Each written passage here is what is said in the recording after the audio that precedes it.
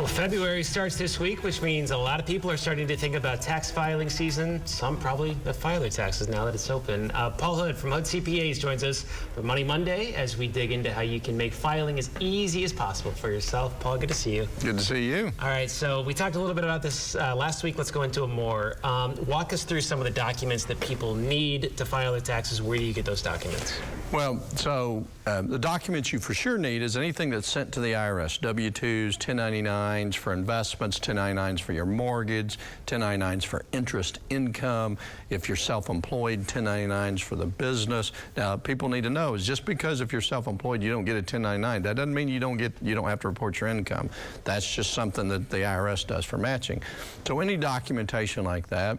Also, any charitable documentation for charitable deductions, especially if you give a car or something like that, the charity has to report to you what they sell it for. So, you know, those kind of things. And then just, you know, if you've got a business expenses and things. Yeah, there's a lot of forms out there. Yeah. And then how long should people hold on to their tax documents after they file?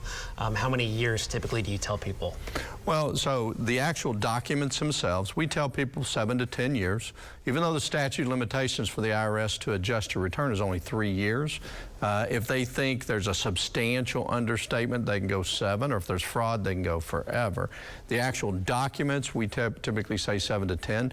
Your tax returns, I'd keep them as long as you can because they mean something. If you've got a business and you buy assets, like if you buy a building, the documentation, that building is deducted over 39 years. So you need to keep that documentation, proof of what you paid for that building for 39 years. All right. And then one last thing here. What kind of services are out there for people? I know for myself, I'm young, don't have a lot of assets and things, so I just go on, do it myself. Yeah. But is that good for some people, or what are some other options? Yeah, so if you've got a basic return, just you and a W-2, you can go online and do the free services. You got to be careful, though. As a matter of fact, one of them got in trouble just recently from the federal government for saying it's free, because they get you in there, and then you got to pay for the state, or they throw a little few things in there.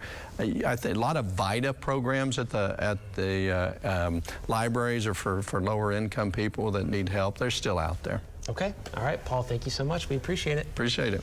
Tatum, over to you.